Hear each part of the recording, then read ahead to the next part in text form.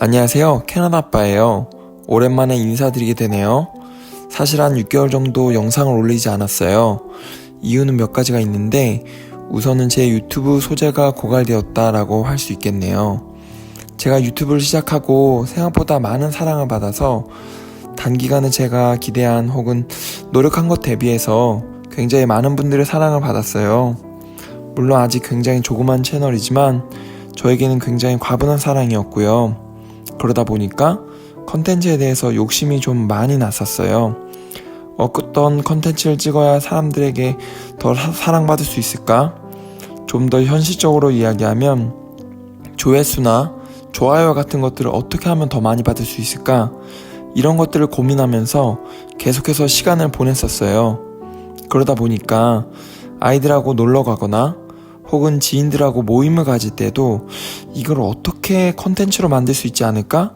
이렇게 생각하게 되고 자꾸 삼각대를 챙겨가고 또 카메라를 켜고 이런 모습들을 스스로 발견했어요.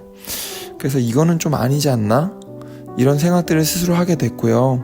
그러다 보니까 이거는 조금 쉬면서 나 스스로 정리를 해야 되겠다. 그러면서 과연 유튜브가 나에게 어떤 의미인지 그리고 앞으로 유튜브 운영을 어떻게 해야 될지를 스스로 정리하는 시간을 갖지 않으면 계속해서 제 스스로 통제하기 어려울 정도로 유튜브에 좀 매몰될 것 같아서 우선은 그만둔 게 가장 컸어요. 그리고 두 번째는 저희 가정의 상황이 특히 아내의 취업이 아직 되지 않다 보니까 계속해서 힘들다, 어렵다, 이런 고민 중이다 이렇게 똑같은 말씀을 반복해서 드리게 되는 것 같아서 아내가 취업을 하던가 그런 상황적 변화가 있을 때까지 당분간 멈추자는 생각을 했었어요. 캐나다 엄마의 취업 상황과 저희 가족의 그동안의 변화에 대해서는 따로 또 영상을 만들어서 말씀드리도록 할게요. 지난 몇 개월 동안의 저희 가족의 근황을 간단히 말씀드릴게요. 우선 저희는 이사를 했어요. 이번 이사가 저희 가족의 캐나다에서의 두 번째 이사이고 그러다 보니 세 번째 집인데요. 이사를 자주 다니면 늙는다는 이야기가 있던데 정말 맞는 말 같아요. 이사 한번 다니는 게 생각보다 엄청 힘이 많이 드는 일이더라고요. 그래도 지금 살고 있는 집이나 이사한 동네는 정말 마음에 들어요. 저희는 지금 포트문디라는 동네에 살고 있는데요.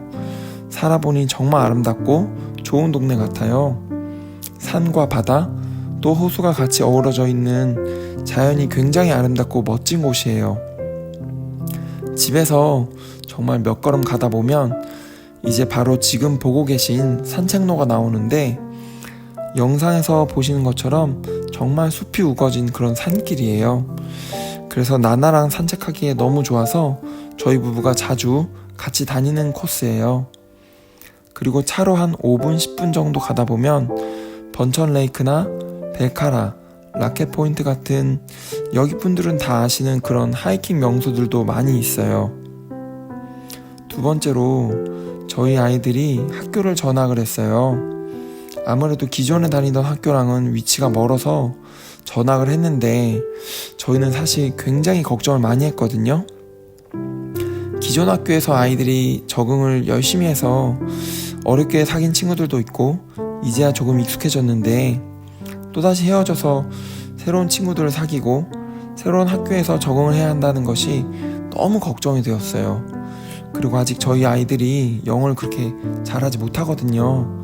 그러다 보니까 언어에 대한 장벽도 있는데 이거를 또 어떻게 다시 시작해야 되나 그런 두려움이 컸었어요.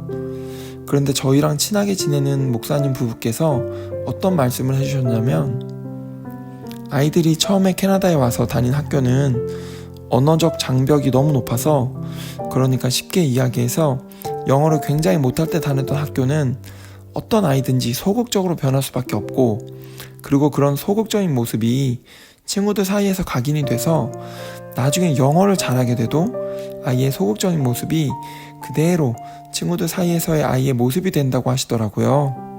그런데 영어를 어느 정도 하게 된 다음에 전학을 가면 새로운 학교에서는 적극적이던 아이는 다시금 적극적으로 변한다는 거예요. 왜냐하면 소극적인 자기의 모습을 아는 친구들이 한 명도 없으니까. 저는 사실은 그 이야기를 들으면서 정말 그럴 수 있을까? 라는 생각을 했었어요. 아무리 영어가 조금 늘었다고는 해도 아이가 변하는 것도 아니고 또 어렵게 사귄 친구들도 다 없어졌잖아요. 저희 첫째 아이 같은 경우는 여자아이인데 이번에 3학년이거든요. 근데 1학년 때랑 달리 3학년이 되면 벌써 여자아이들은 그룹핑이 돼 있어요. 친한 친구들끼리 딱 이렇게 묶여 있어서 중간에 그 그룹을 깨고 들어가는 거는 정말 쉽지 않거든요. 그런 것들도 굉장히 걱정이 많았고, 저희 둘째 같은 경우에는 또 이번에 1학년에 들어갔는데 킨더가든 때도 너무 학교 가는 걸 힘들어 했거든요. 매일매일 아침마다 학교 가기 싫다고 그랬었는데 그런 거를 어떻게 다시 하나 싶었어요. 그랬는데 이번 학교에 갔는데 기적처럼 아이들이 적응을 너무 잘하는 거예요. 사실 영어가 그렇게 많이 는 것도 아닌데 어쨌든 알아들을 수 있고 자기의 이야기를 조금씩 할 수 있다 보니까, 그래서 그런지 또 여기 캐나다의 학교 시스템에 익숙해져서 그런지 아이들이 굉장히 적응을 잘하고 친구들하고 잘 놀더라고요. 저희 둘째 아이 같은 경우는 너무 감사한 게 반에 한국인 친구가 한 명 있어서 그 친구랑 벌써 베스트 프렌드가 됐고요. 저희 첫째 아이 같은 경우에는 한국인 친구는 없지만 중국인 친구 2명이 친해져서 같이 놀고, 그 친구 중 한 명이 저희 아이와 같이 필드하키 수업을 듣고 싶다고 해서 같이 방과 후 수업을 신청해 놓고 있어요. 저희 가족에 대한 근황은 이 정도인 것 같아요. 사실 말하고 나니 별일 없었던 것 같지만 지난 몇 개월 동안 열심히 살아왔어요. 저도 저희 가족들 모두. 앞으로 제 유튜브의 방향은 아직 확정된 건 아니지만 아마도 저의 일상과 저의 생각을 꾸준히 업로드하면서 저와 같은 고민을 하시거나 혹은 비슷한 삶을 살고 계신 분들과 같이 소소한 일상을 공유하는 친구처럼 혹은 가족처럼 생각을 공유하고 같이 소통하는 그런 채널이 되었으면 좋겠어요. 그럼 오늘 영상은 이만 마치도록 할게요. 부족한 영상 시청해주셔서 감사하고요. 또 많이 기다리게 해드려서 죄송합니다. 감사합니다.